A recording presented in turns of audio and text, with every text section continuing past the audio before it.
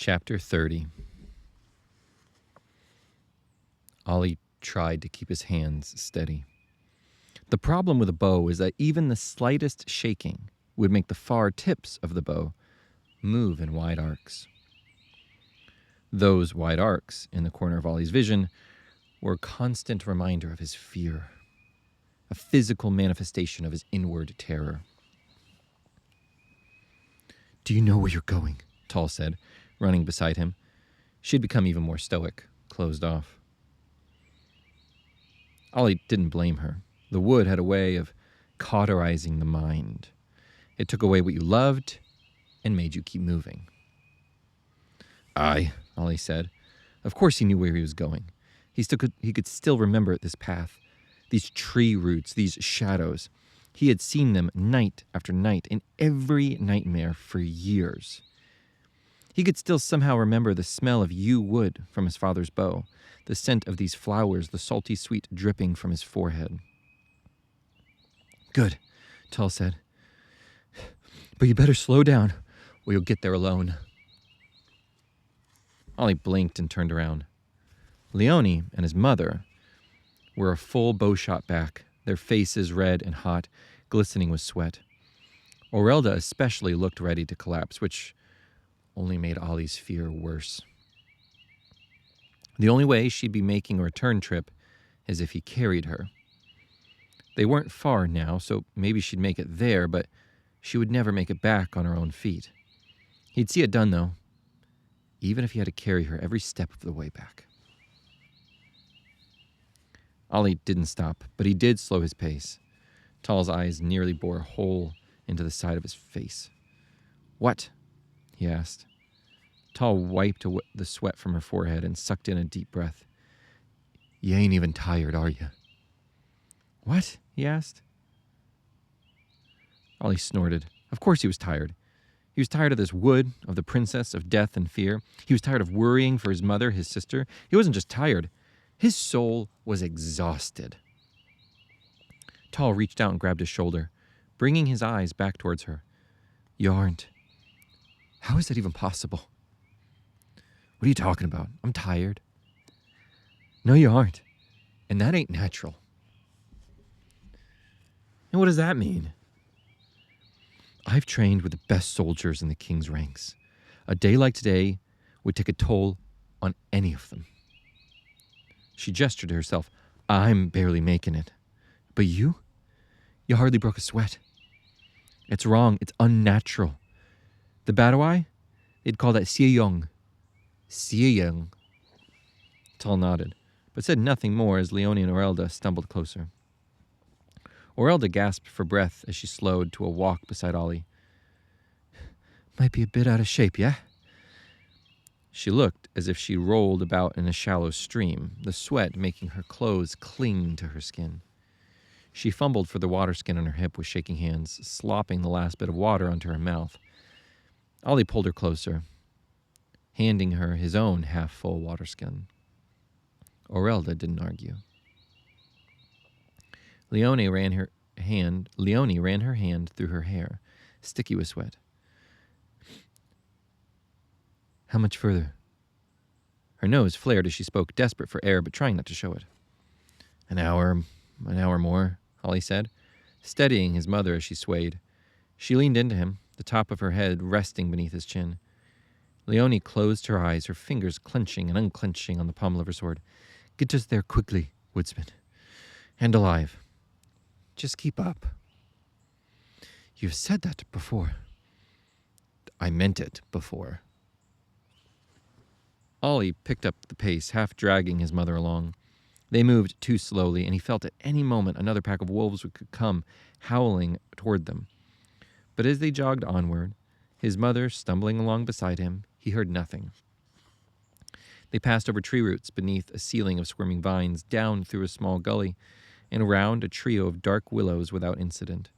The only sounds were the boots rustling dirt and the heavy gasping of breath from Orelda and Leone. It took nearly half an hour before Oli realized the birds had stopped singing. By then it was too late, and he knew it. When the growling started, everyone else knew it too. No, they didn't know. Not like Ollie. He had heard that growling before, 11 years earlier. He knew what this was, what those guttural reverberations up ahead were. He'd made the same mistake his father had, and he had led them right to its den. Oh, like a fool. He'd been so caught up following the same path, he'd forgotten he would run into the same dangers. What is... Tall started, but stopped when Ollie shoved Orelda right into her, sending both women stumbling back. Go south 100 paces, he said, frantically readying his bow. Then take 'em east. Keep the moon before you. Tall turned from Orelda to the direction of the sound. She must have seen it too. At first glance, there was nothing but a wall of trees and shadows, but Ollie could see it. A half bow shot away, there hid a stretch of strangely textured shadow, the leaves about its edges moving the opposite direction of the gentle breeze. Eyes hid there too, if you knew to look for them, and the low growling told Ollie to look for them. Leonie looked about, confused and as irritated as ever. She'd likely have asked a question or lobbed a demand his way, but blessedly her words were cut off when the bear came roaring out of its hiding spot toward them, its patience gone. Go! Ollie yelled. And they did, Tall dragging Orelda away.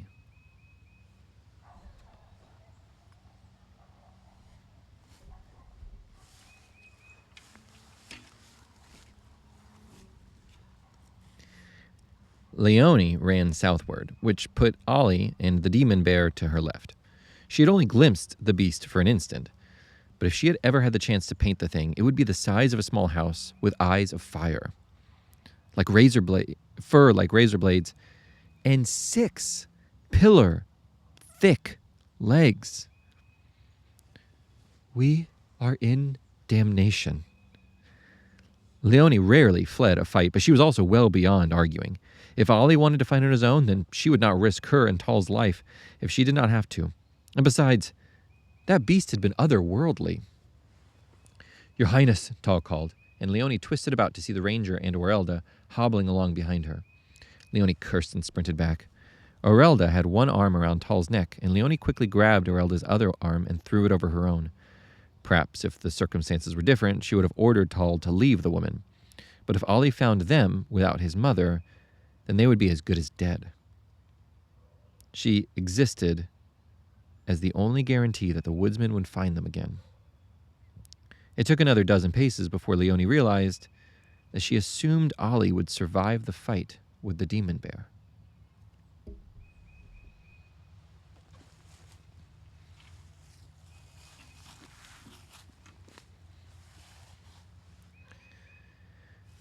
Ollie loosed one last arrow before he turned and ran. The first 2 had glanced off the bear's hardened snout, leaving nothing but thin scratches. The third one missed the beast's head entirely, but lodged itself into its shoulder, which didn't slow it at all. Now Ollie made his way north and west, running through dark patches of forest at a frightening pace even for him. Trees became a blur of browns and blacks, with only the dirt patches before him holding any focus at all. He didn't dare look back, certain the thing barreling along behind him. Based on the sounds of it, it demolished everything in its path. The sound of splintering and cracking wood became one constant roaring noise.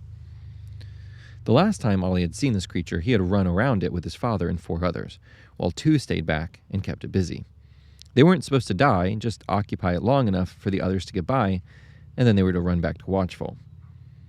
When Ollie had finally crawled out of the wood, those 2 hadn't made it back, and they never showed up. Now, Ollie had returned to the same tactic 11 years later, except he was the bait. He kept sprinting, doing everything he could to both watch his step and take in his surroundings. The last thing he needed was to escape a bear by falling into a sinkhole that was filled, probably, with deadly mice, or maybe caught up in a massive web spun by dog-sized spiders. The wood had other plans. Ollie noticed a curtain of green forming to his left, vines lowering themselves and forcing him eastward. He probably should have dipped beneath them before they got too low, but he'd sent his mother eastward, and so he took the bait. Ollie turned right at the base of the large tree, then sprinted dead east. If he got lucky, the bear would be slow to make the same turn, and he'd be able to lose it among the trees. He wasn't lucky. As if the bear had sensed the change coming, it made the same turn before the tree, bursting through the thick brush to emerge beside Ollie in a blur of slashing paws the size of kegs. Ollie rolled beneath the attack with a yell, coming to his feet behind the bear, who was already turning back around. All 6 legs a blur of motion. Ollie knocked an arrow and shot it, even as he ran. The arrow slammed into the side of the beast's snout as its head turned about, impaling it straight through as though the bloody end of the arrow extruded out the other side like a morbid nose ring. The bear roared in pain, charging toward Ollie, who was already 20 paces away. The vines lowered themselves on his left and right, forming a long tunnel to whatever trap this wood had laid for him. Their tips were down to his knees now, and Ollie had to do something to see the trap through. He had to do something or see the trap through. His gut told him to get out, and with a grunt, Ollie slid beneath the descending vines, using the heel of his boot and his momentum to get back to his feet. He carved himself a random path, always moving south and east, hoping to ditch the bear and pick up his mother's trail. If the vines slowed the beast at all, it wasn't apparent.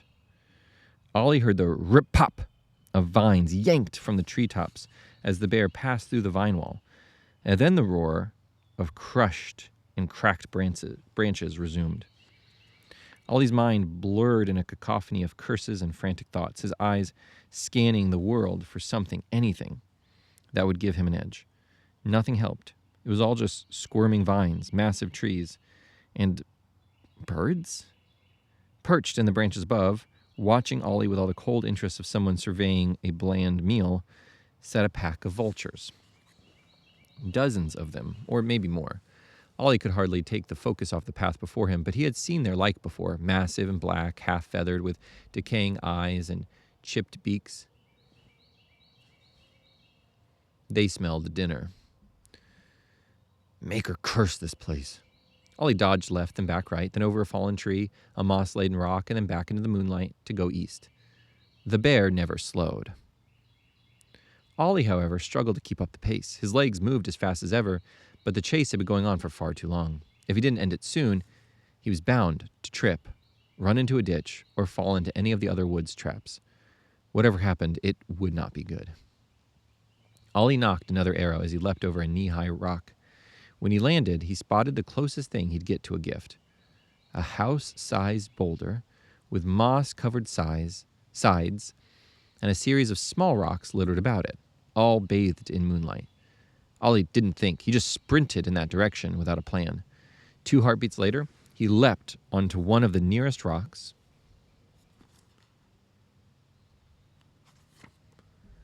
and hurled himself toward the top of the boulder, throwing his bow and arrow onto the top as he did. Ollie's fingers fought for purchase as he tried to pull himself up and out of danger. Moss came off in clamps in his hand as he scrambled upward, catching sight of his bow and already working through the motions of shooting downward at the bear from the safety of a paw grabbed Ollie's ankle. He had 1 heartbeat to realize what was happening, and then the beast yanked him downward. For an eye blink, Ollie went airborne, and then he slammed into the dirt, and hard enough for all the air to rush from his lungs and the world to swim, black veils threatening unconsciousness at the corner of his vision. The bear roared in his face, the smell of death and rot getting Ollie's mind and body moving. The beast didn't bother to maul him, but instead brought its teeth to bear on Ollie's neck. The arrow that Ollie had shot earlier still stuck out through the bear's snout, the feather fletching all but gone, yet with the shaft still wholly intact. Ollie grabbed the arrow below the tip, yanking it and leading the monster's muzzle away, like a bit in a horse. Like a bit the merchants used to lead their horses. The bear growled and reared back. Ollie brought his other hand up and grabbed the beast's fur above its eyes, riding upward with the beast as it stood. Beneath his fingers, the bear's fur was sharp and rough, and his skin showed punctures everywhere he touched it, but he dared not let go. So he rose upward, Ollie twisted the arrow, breaking the shaft off in the beast's snout. So now he held a fist-sized length of wood with a razor-sharp arrowhead. Ollie plunged that arrowhead into the bear's eye. The bear surged in anger, batting Ollie away with one paw as it brought two others up towards his face, covering it in agony. Ollie flew sideways, hitting the ground in an uncontrolled roll. The pain in his side kept him from sucking in air, and his left hand burned with a dozen splinter-like punctures from the beast's fur. But he had to move, and he kept going. He stumbled to his feet, nearly drunk off pain, and twisted about, afraid of the next attack and desperate to avoid whatever the beasts intended to do. But the bear didn't bother him anymore. It stood on two legs, and all four of its other paws clawed at its face as it tried to rip the arrowhead free from its eye. It wasn't succeeding, though, and instead it left long cuts along its muzzle and cheeks until there was more blood than fur above its neck. The vultures hopped in the branches above, interest in Ollie fading, eyes now fixed on the bear. Ollie didn't wait. He leapt high enough onto the side of the boulder to reach his bow and drag it downward. Then he ran southeast, hoping to find a hint of his mother's trail.